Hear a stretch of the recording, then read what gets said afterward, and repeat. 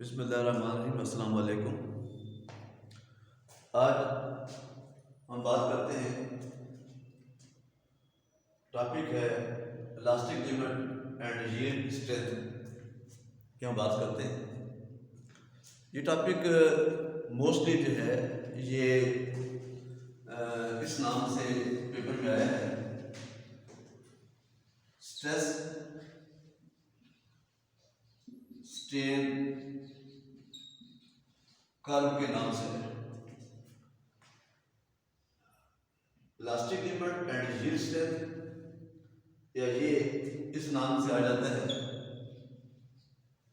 Stress strain curve. कल हमने दो चीजें पढ़ी थी। एक हमने पढ़ा था इलास्टिक डिफॉर्मेशन और एक हमने पढ़ा था प्लास्टिक डिफॉर्मेशन।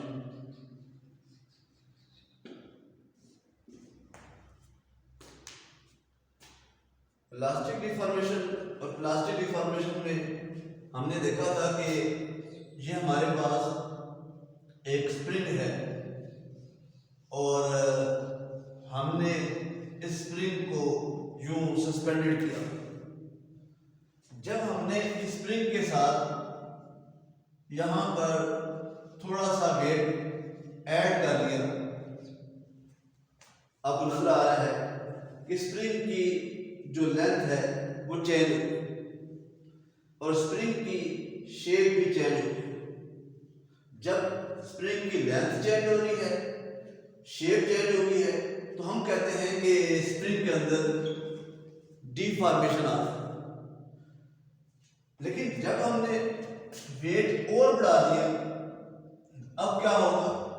अब इसकी लेंथ थोड़ी और चेंज हो। लेकिन जब आपने यहां पर इसमें और वेट बढ़ा दिया तो आपको यहां पर नजर आ रहा है कि अब ये जो स्प्रिंग है ये इसकी डिफॉर्मेशन कुछ ऐसी होगी। लेकिन जब आपने इस वेट को हटा दिया, अगर ये वापस अपनी असल फॉर्म में आ जाए तो this is called elastic deformation. लेकिन अगर आपने वेट हटा दिया है और ये वापस अपनी असल फॉर्म में नहीं आ रहा है तो this is called plastic deformation.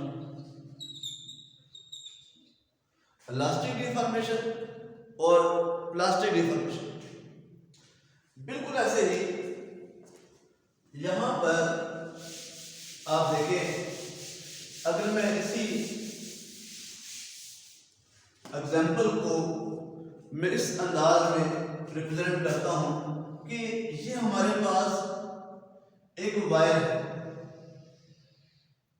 ये हमारे पास एक वायर है और इस वायर को हमने सस्पेंडेड कर दी है with the help of A hanger. हमने इसको सस्पेंडेड कर दिया है हैंगर की वजह से।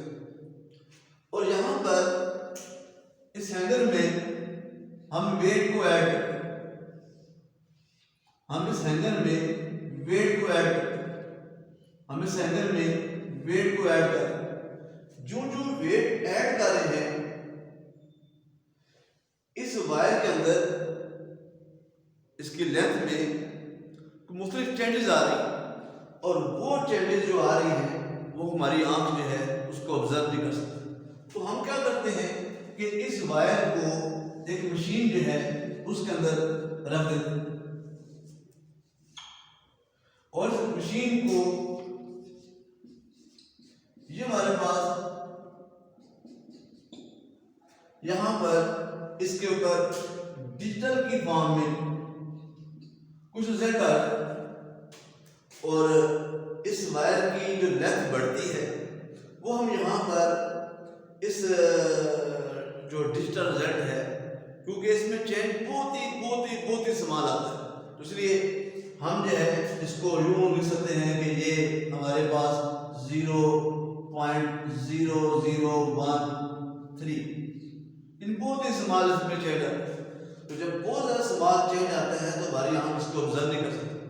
और इसके अंदर भी उसी तरह से डिफॉर्मेशन आ रही है जो हमने पहले पढ़ी है। इलास्टिक डिफॉर्मेशन हमने पढ़ी है, हमने प्लास्टिक डिफॉर्मेशन हमने पढ़ी है, वो सारी चेंजेस में आ रही। और बात का जो है आपने इतना डेट इसमें ऐड कर दी है कि हो सकता है कि ये वायर टूट जाए।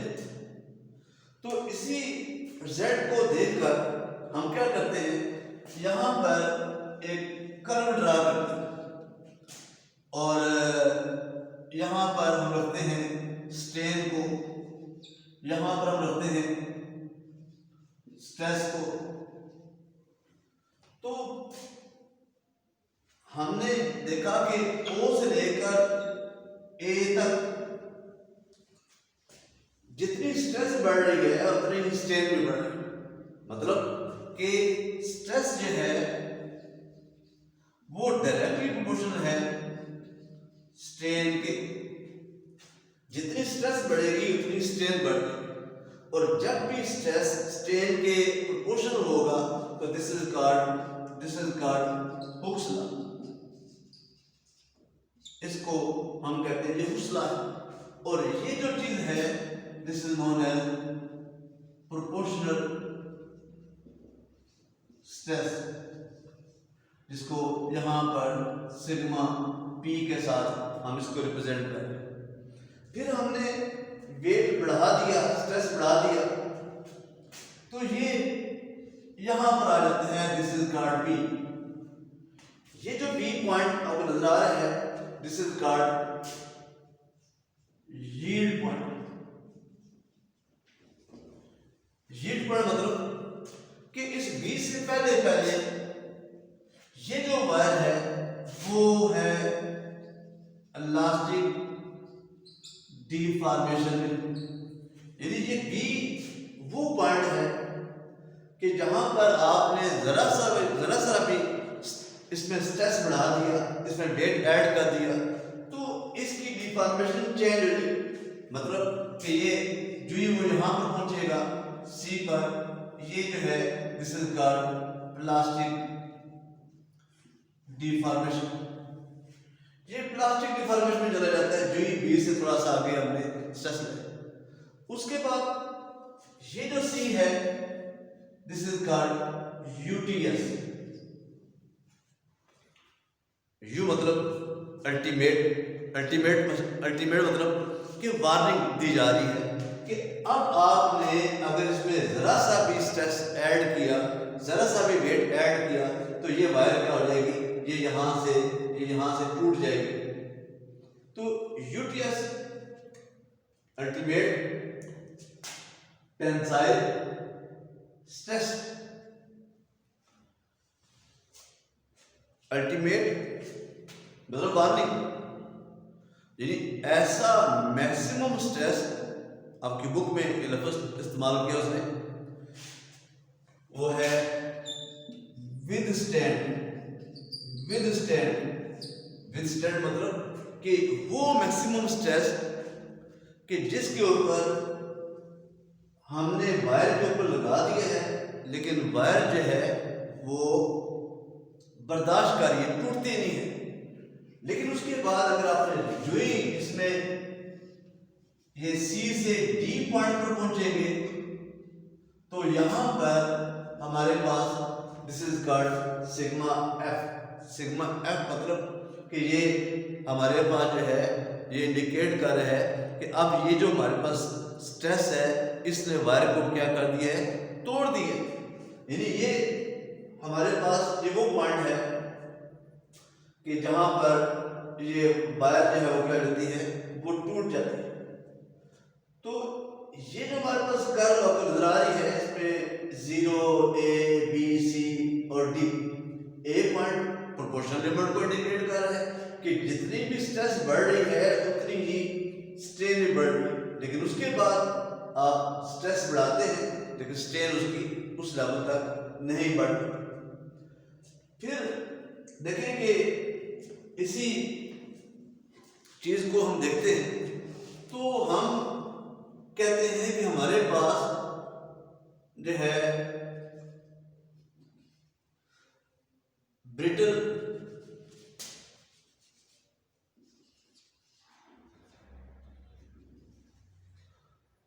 सब्सटेंस है और दूसरा है डक्टाइल सब्सटेंस। दो तरह के सब्सटेंस है। एक सब्सटेंस वो है जिस पर आप फोर्स लगाते हैं और वो सब्सटेंस जो है, एक सब्सटेंस वो है जिस पर आप फोर्स लगाते हैं, वो सब्सटेंस क्या होता है, टूट जाता है। और एक वो है डक्टाइल सब्सटेंस। आप फोर्स लगाते हैं, टूट जाता है। मतलब क्या है कि ब्रिटल सब्सटेंस भी टूट जाते हैं और डक्टाइल सब्सटेंस भी टूट जाते हैं। लेकिन ब्रिटल कौन से होते हैं कि वो सब्सटेंस जो यील्ड पॉइंट है इससे पहले पहले वो टूट जाते हैं। ठीक है, ब्रिटल सब्सटेंस जो है वो सब्सटेंस जो यील्ड पॉइंट से पहले पहले टूट जाते हैं। लेकिन जो डक्टाइल सब्सटेंस है वो हो सकता है कि वो सी पॉइंट तक टूट जाए। तो इसमें आपकी बुक में ये जो पेज नंबर है 140 पेज नंबर है, इसका लास्ट पैराग्राफ है। इसमें देखिए ये लिखा हुआ है लेड, कॉपर, रॉड आयरन और डक्टाइल, और ग्लास है, हाई कार्बन स्टील है, ये इनको हम कहते हैं कि these are called brittle substance. तो इसमें आपने ये जो टॉपिक है लिखा है यूटीएस। यूटीएस मतलब ये है ultimate tensile strength. Ultimate tensile strength. तो अल्टीमेट टेंसाइल जो स्ट्रेंथ है ये, इसको आपने शार्ट के तौर पर भी तैयार करना है। इसको आपने अंडरलाइन कर लें कि maximum stress that material can withstand and can be regarded as the nominal strength of the material। तो ये जो है पॉइंट सी जो है इसको हमने कह दिया कि this is called ductile, this is called UTS. तो ये हमारे पास जो है 17.4 फिगर आपने बनानी है और इसमें आपने ये लिखा हुआ है पेज नंबर 140 पर लाइन नंबर 4 है मैकेनिकल टेस्टिंग मशीन, इसको अंडरलाइन करें। ये पेज नंबर 141 के पर ये फिगर बनी है मैकेनिकल टेस्टिंग मशीन की। ये आपने बनानी नहीं है लेकिन आपको इसके बारे में थोड़ी सी इंफॉर्मेशन होनी चाहिए। तो इसमें ये जो फिगर है ये वाली, यहाँ पर आपने एक्स एक्सिस लिखना होगा, यहाँ पर आपने वाई एक्सिस लिखना होगा। ये अपनी बुक में इसको आप लोग ठीक कर लेंगे, एक्स एक्सिस और वाई एक्सिस इंडिकेट करेंगे। तो इसमें मज़ीद कोई बातें जो हैं अगर रह जाती हैं तो वो आप मुझसे पूछ लेंगे।